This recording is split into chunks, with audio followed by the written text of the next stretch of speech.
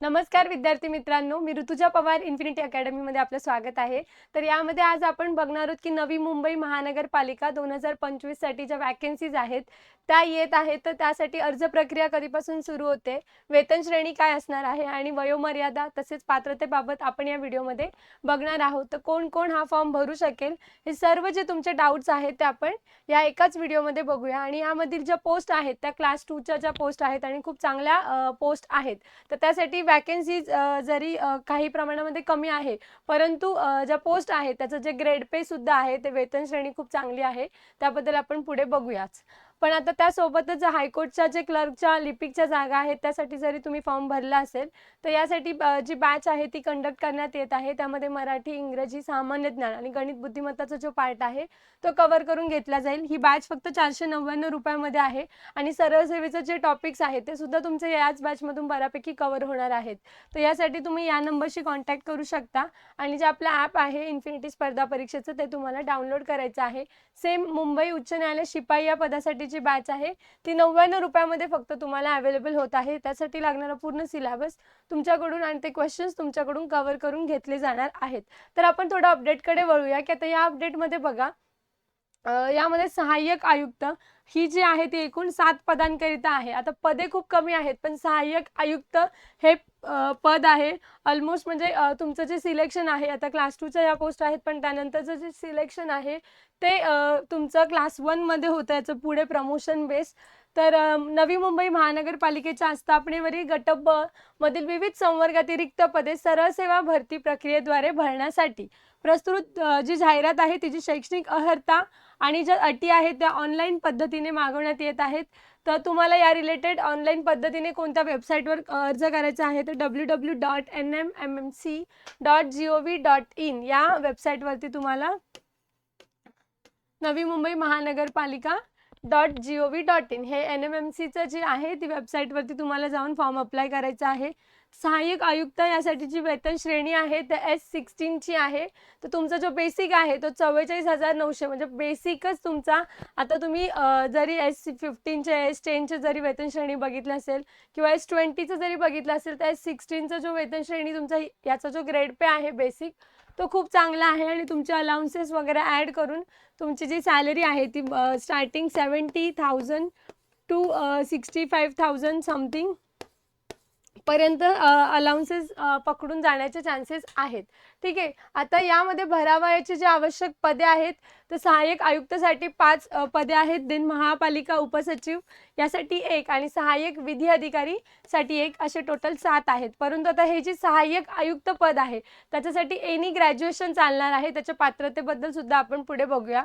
Online पद्धतीने अर्ज नोंदणी सुरू करण्याचा जे दिनांक आहे 5 जानेवारी 2026 पासून याची फॉर्म फिलिंग स्टार्ट होते. लास्ट डेट आहे 4 फेब्रुवारी 2026 पर्यंत फॉर्म तुम्ही भरू शकता. आता याच्यासाठी खुल्या प्रवर्गासाठी जे आहे ओपनसाठी 1000 फी आहे आणि कास्टमधून जे कॅन्डिडेट्स फॉर्म भरणार आहेत त्यांच्यासाठी 900 फीज आहे.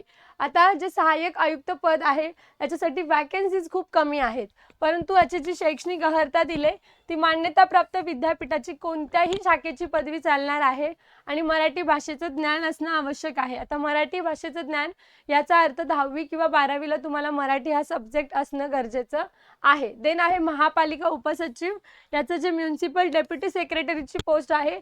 आता तुम्ही म्हणत असाल की वॅकन्सीज खूप कमी मॅम आहेत तर आम्ही फॉर्म का भरायचा, तो तुमचा कॉल आहे कम्प्लिटली. परंतु ह्या ज्या पोस्ट आहेत ह्या पोस्ट खूप चांगल्या आहेत. ज्या पॉवरफुल पोस्ट म्हटलं जातं त्या या पोस्ट आहेत. त्यामुळे अशा पोस्टची जी वॅकन्सीज असते ती खूप कमी असते. सहसा या वॅकन्सीज तर राज्यसेवा वगैरे या एक्झाम्स थ्रू घेतल्या जातात. प्री मेन्स इंटरव्ह्यू हे 3 टप्पे पार पडून तुमच्या ज्या अशा वॅकन्सीज होतात. परंतु याची जी नवी मुंबई महानगरपालिका या थ्रू सरळ सेवा अंतर्गत या वॅकन्सीज भरत आहे. तर त्यामुळे ज्यांना कोणाला भरायचं ते आवर्जून यांनी फॉर्म भरायचा आहे. सहाय्यक आयुक्तसाठी 5 आहेत. विधीसाठी तुम्हाला त्याची डिग्री लागत आहे. S15चं वेतन श्रेणी आहे 41,800. तुमचा बेसिक आहे ते 1,32,300.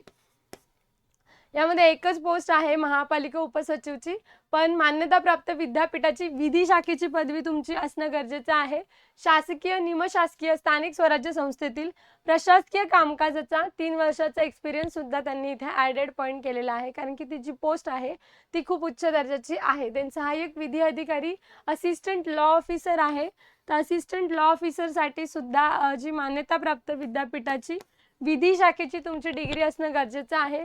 हायकोर्ट किंवा त्यांच्या अधिपत्याखालील इतर न्यायालयांमध्ये किमान 3 वर्ष अधिवक्ता किंवा वकील म्हणून काम किंवा स्थानिक स्वराज्य संस्थेमधील संबंधित कामाचा किमान 3 वर्षाचा अनुभव आणि मराठी भाषेचे ज्ञान आवश्यक. सो ज्यांच्याकडे डिग्री आहे प्लस 3 वर्षाचा एक्सपिरियन्स आहे असे सहाय्यक विधी अधिकारीसाठी आणि म्युन्सिपलचे जे पोस्ट आहे त्यासाठी सुद्धा फॉर्म भरू शकतील डेप्युटी सेक्रेटरीसाठी. आणि जे सहाय्यक आयुक्त जे आहे असिस्टंट कमिशनरची जी पोस्ट आहे ती नवी मुंबई महानगरपालिका सरळ सेवा अंतर्गत भरत आहे आणि त्याचं जे फक्त एनी डिग्री आणि तुमचं मराठी भाषेचं ज्ञान आवश्यक, म्हणजे 10वी किंवा 12वीला जरी तुम्हाला मराठी सब्जेक्ट असेल तरी तुम्हाला ह्यासाठी तुम्ही पात्र आहात. तर या रिलेटेडच हे अपडेट होतं. नेक्स्ट आहे की त्याच्या अर्जामध्ये जर तुम्ही कास्टमधून फॉर्म भरत असाल तर तुम्हाला कास्ट सर्टिफिकेट, SCBC असेल तर SCBCचं, EWS असेल तर EWS, SC कॅटेगरीचं असेल तर SC कॅटेगरीचं सर्टिफिकेट अपलोड करायचं आहे. डोमासील तुमचं असणं गरजेचं आहे. 10th, 12th आणि डिग्री सर्टिफिकेट तुम्हाला अपलोड करायचं आहे. या रिलेटेडच हे अपडेट आहे. अजून काही तुम्हाला यावरती काही क्वेश्चन्स असतील, डाऊट असतील तर तुम्ही तसं कमेंट्समध्ये सुद्धा मेन्शन करू शकता. आणि जर तुम्हाला व्हिडिओ आवडले असेल आणि असेच नवनवीन अपडेट जाणून घ्यायचे असतील तर चॅनलला सबस्क्राईब करा, बेल आयकॉन प्रेस करा आणि धन्यवाद. भेटूया पुढच्या अपडेटमध्ये.